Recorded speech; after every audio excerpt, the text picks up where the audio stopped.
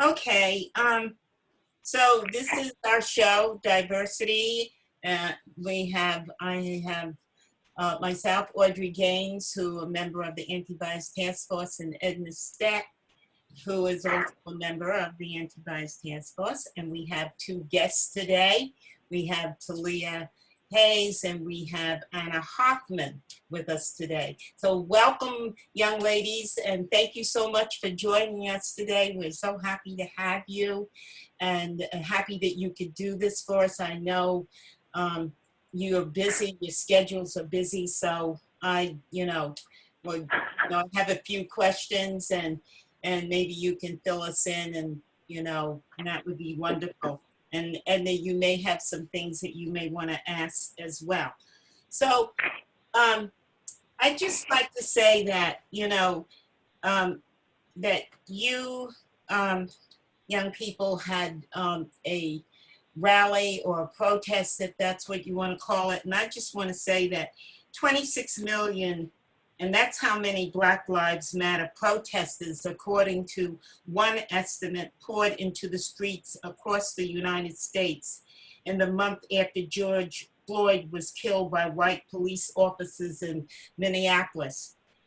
What motivated you and your co-organizers to organize a protest in East Hampton? I'm going to start with Taliya, why don't you tell us a little bit about that? Well, I actually got the inspiration. I mean, first of all, I saw the video and I was completely horrified. I was disgusted at I couldn't watch it again after that. Like, it was just horrid. And I ended up the next day, I ended up going up to a rally in Brentwood. And after that, I just became so inspired and so moved. And I was like, I wish that we could do something out here.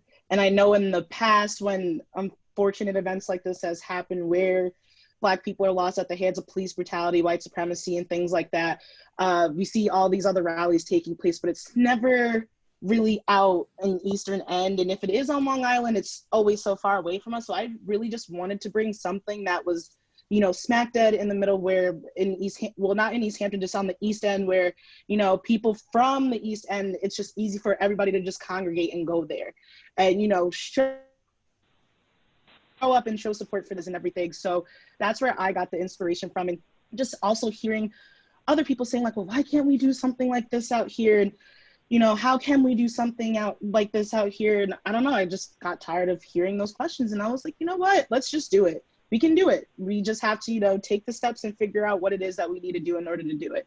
And that's when I posted on Facebook asking if anybody knew like what the steps were to host an event, to have this gathering, and wasn't getting too much outreach at that point until Anna reached out to me and she said that if there's anything that, I need or whatever, she would love to be a part of it. And from there, me and Anna just kind of took it and ran with it. And then within a week, we were able to put this rally together.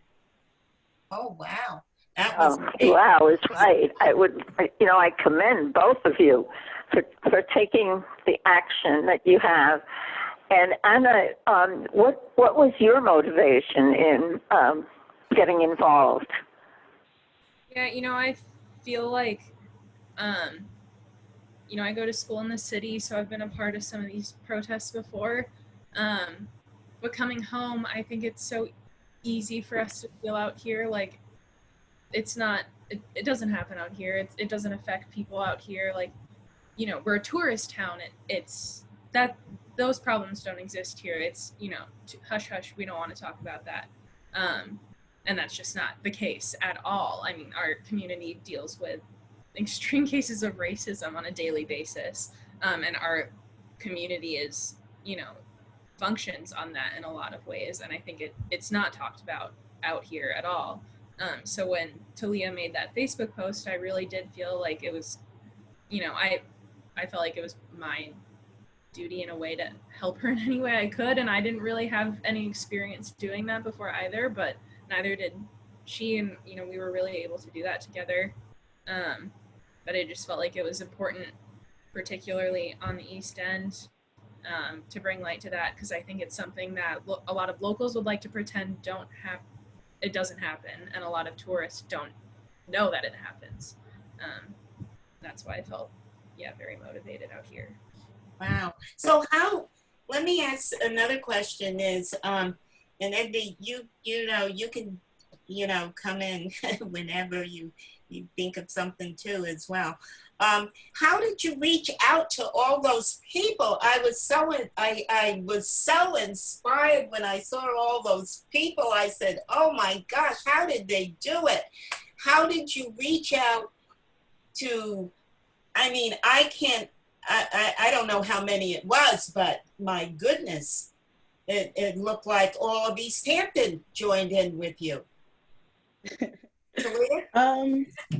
Yeah, that was actually because we definitely wanted to have some powerful voices at this rally, you know, people that are known out on the East End and stuff, people that can really send the message that we want and send it correctly. So a lot of thought went into who we wanted to speak at the rally. It really did. Even though, you know, it was only a week process, I think from after we called the police department to, you know, get the early steps going, the next thing was like, okay, who do we want to speak here? And it took us basically almost a whole week to come up with who we wanted to speak at the rally. But once we figured it out, we just reached out. Honestly, a lot of it was on Anna's hand. She was the one who was reaching out to a lot of the people that were involved in speaking. So, I mean, that's what it was. Once we figured it out, Anna just kind of just sent emails and we just waited from there, and everybody was very prompt with their responses, and pretty much everyone that we reached out to was, you know, wanted to be involved and wanted to be a part of it. I think there was like 1 or 2 people that we reached out to that weren't available, but would have loved to have, you know, come and show support if they could have, if they were, you know, available. But yeah, so I think that was more on Anna's hand. So if you want to ask her how she did it, because she was amazing at doing that, because there was a lot of stuff that we had to do. So the fact that she was able to, you know, reach out to so many people and keep that contact going, that was mostly all her. So yeah. Okay. Anna, you know the steps you had to take. I think in terms of speakers, it was just utilizing any connections we already had in the community. Like my dad is a pastor at the community church in Montauk, and I felt that in situations like this, clergy are usually a very important voice in the community and in a way of connecting people. Taliya had her own connections in the clergy out here as well, so it was really just utilizing those. Same thing with the East Hampton High School, like reaching out to people there, because we both graduated in 2016. I think that's the biggest thing, is it can feel like it's very daunting at first, but when you really get down to it, and in small towns like this in particular, like everyone has some connection to someone, and it's taking advantage of those and not feeling afraid to actually just cold email or cold call people and do that. And then in terms of like advertising for our event, like social media was the most important thing. Okay. Like we had flyers, and it was just, we had a Facebook event where we posted all of our information, and definitely social media was the most important factor, I think, in getting people aware of, you know, what we were doing. And yeah, we had more people than we expected by far. And It was yeah, absolutely fabulous. that was important for sure. Very, very good. Edna, do you have something you want to say? Well, I have one question, but before I ask it, I just want to say, you know, I am so proud of you young girls to have taken this on and you did such a great job of organizing it, putting it together, getting people involved. And I want to congratulate you. And Anna, I'm sorry you won't be around for a year. I don't know if you remember, I'm Edna Steck, so I remember your dad's church. But the question that I have is, has been your awareness or your experience with racism in our town? Have you, I know, Yes. going to East Hampton High School and living in the community, have you found that there are people who, you know, that racism exists here? I personally obviously haven't you experienced go. it. Sorry, no, I just wanted to say, I don't know if that was directed towards me or not, but I obviously haven't Yeah. experienced racism, but 100% it exists in our community. And I think particularly in high school, that's definitely something that you're aware of like every single day, particularly directed against students from the Latin community and immigrants. I think that's something that's really prevalent in our community. I think we're seeing a lot today also with the election and the rhetoric around that. I feel that our town is in a very tenuous time. Tensions feel very high right now. And I think that has a lot to do with just the open, blatant racism at this point that is very visible in our community. But Yeah, that's one of the things as a task force that you know we need to know, because it's one of the things that we need to do is to make the community more aware, and not only of the existence of racism here, but also the way to for another word, overcome it. How do we help people understand each other and see each other as human beings? Leah, so what do you think? I think that conversation starts at home. You know, racism, as we know, is not, you know, like it's taught. You know, so like we're not born being racist. We're not born with hatred in our heart. That's something that you learn over time and you're taught over time, depending on who it is that you're surrounding yourself with. So it's not even just family. It's like, are you surrounding yourself, like you're at your job? Like, how are your coworkers? You know, at school, how are the friends that you associate yourself with? It's, you know, it's just all different things and everything. So, and it's, you need to have these conversations. Like, if you have a racist family member, have the conversation. It's uncomfortable, but it's needed. And when you have these conversations, I know that sometimes these conversations can cause problems within families, especially. So it's also very important to just make sure you talk. Don't berate someone, don't belittle someone, like talk to them, educate them, like don't try to make them feel like dumb in a way, and, you know, talk to them that way. It's just very important to have the conversation, but make sure it's had in the right way. And then it's also, again, a matter of who you associate yourself with. You need to associate yourself with the right people, because I know that people that I've honestly even been associated with, the people that they associate themselves with, they're racist and everything. And I'm like, how can you sit here and associate yourself with me, but you sit there and associate yourself with someone who is racist towards my people? You know? Yeah. So it just, again, it starts with who you surround yourself with. Like, and I think it's weird to surround yourself with someone who is racist and then someone who looks, because honestly, what could you be saying behind my back to that other person? And like, at the end of the day, I feel like I genuinely don't know how you feel, because if you know, were 100% rocking with me and everything, like, I don't think you would be friends with that person and everything. And because that's someone that honestly I would think has completely different viewpoints from what you do. But if you're associating yourself with that person, then I'm going to have reason to believe that you share some kind of ideas, you know? So again, it's just very important to surround yourself with the right people. And again, just have these conversations. So.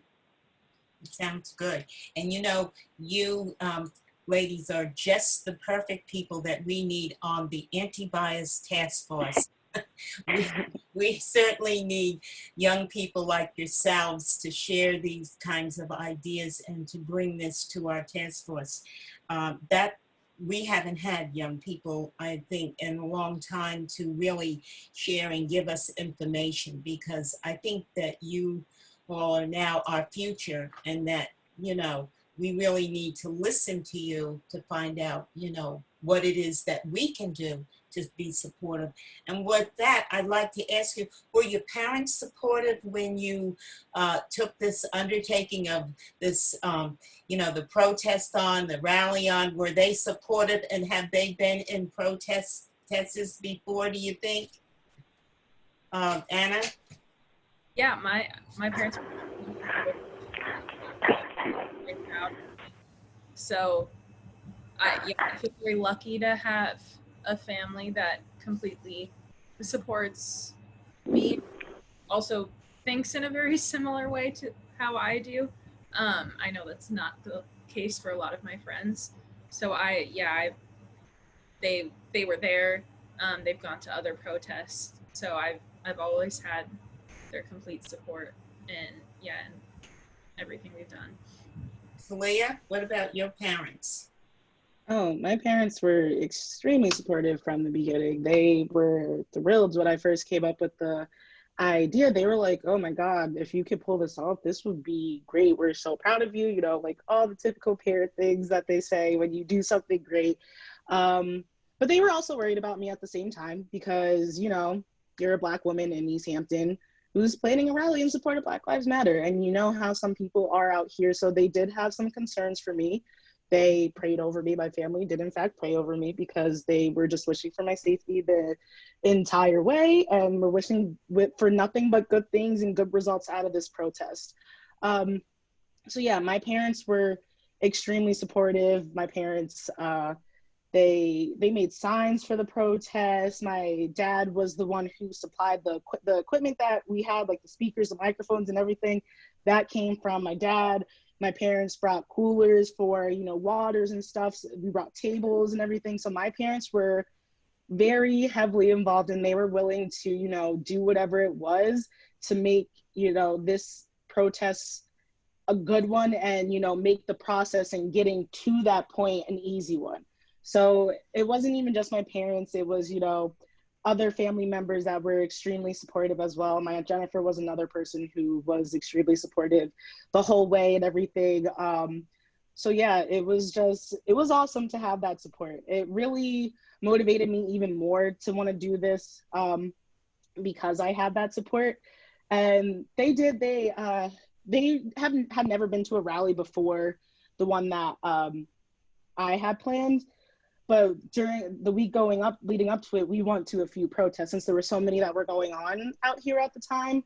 I was like, let's just, you know, let's go. Like, we should definitely get out there and make our voices heard, not just at our own protests. Like, we should be going to most of these. And we did. We made our way to the ones that we could and everything. So it was really nice to just have my family support, you know.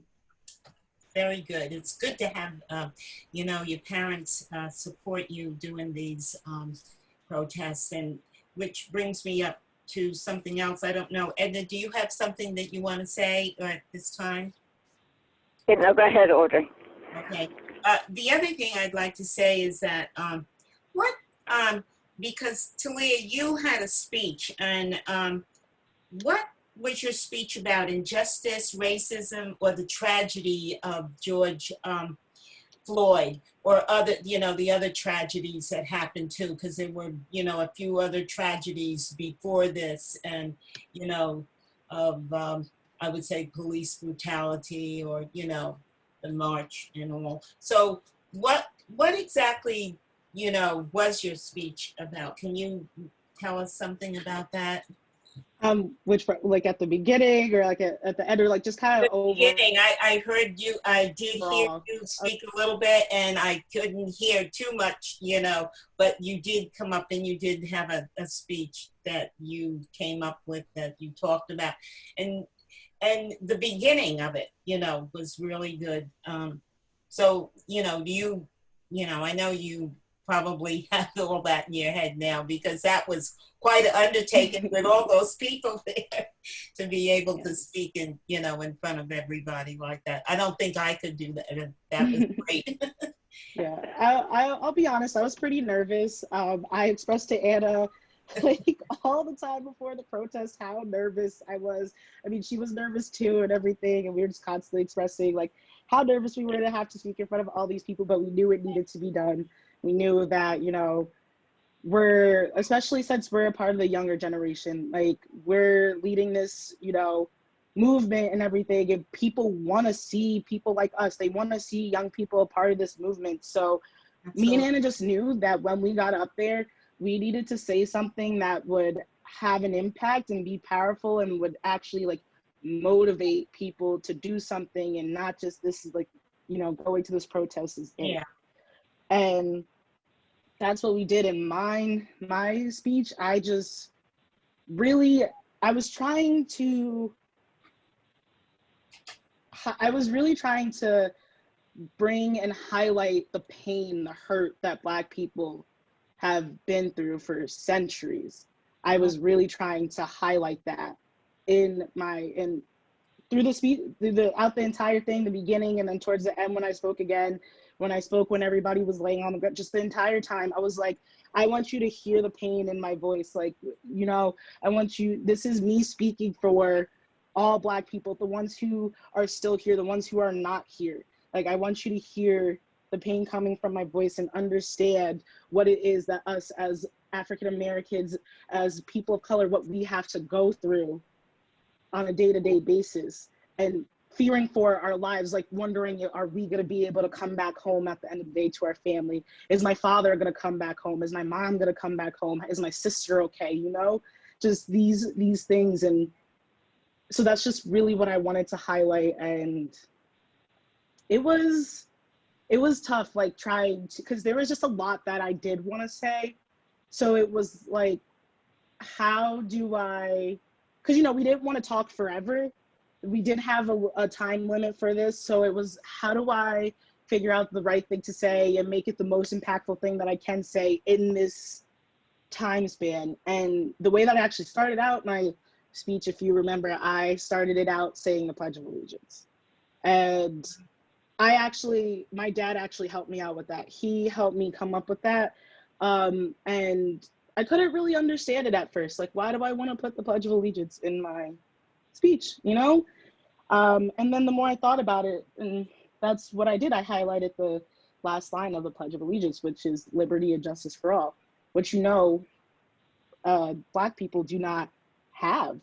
Black people do not have, you know, liberty and justice, because we wouldn't have been there, because that's what we were protesting for. We were protesting for liberty. We were protesting for justice.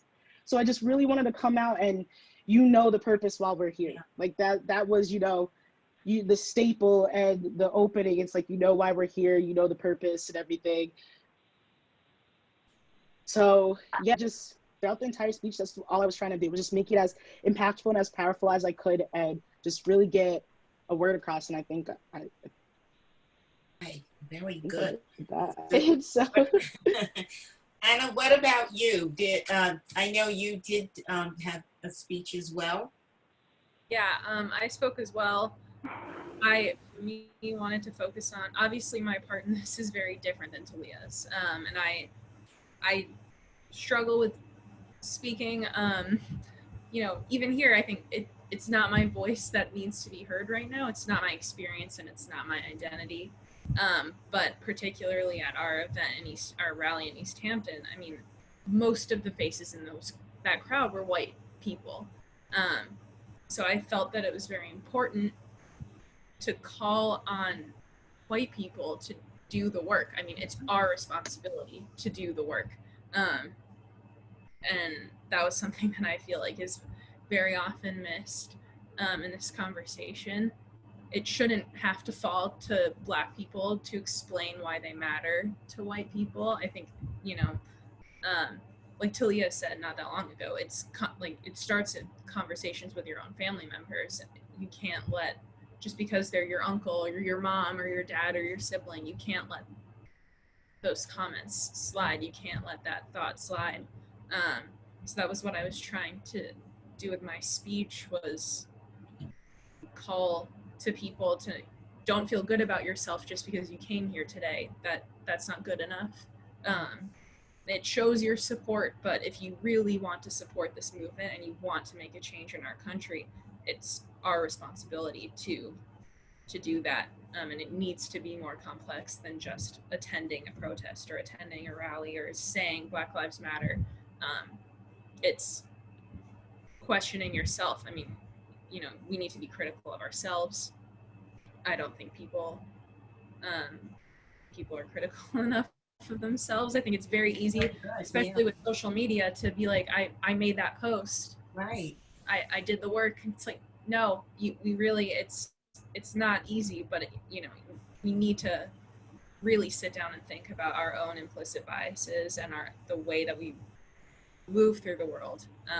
So that was what I was trying to accomplish with my speech.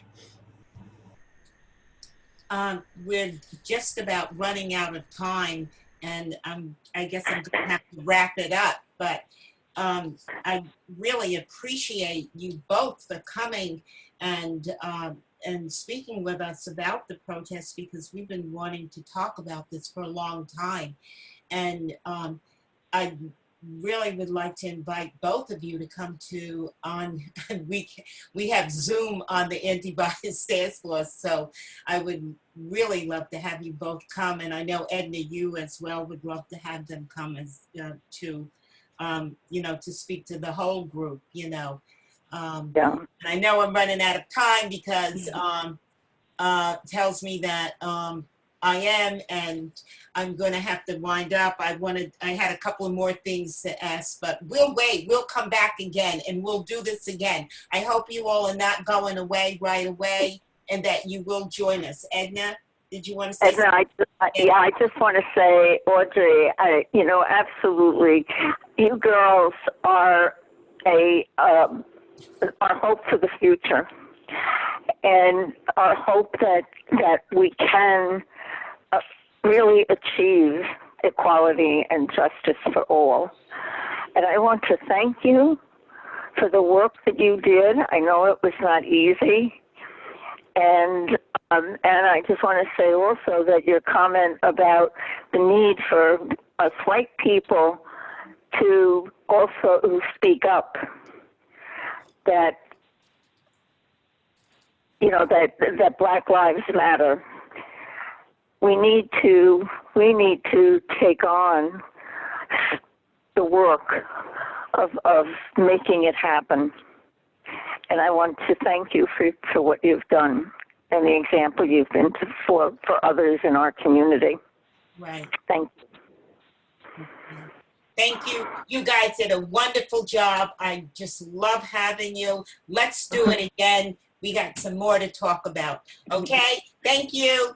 Thank you for having us. Taliya and Anna.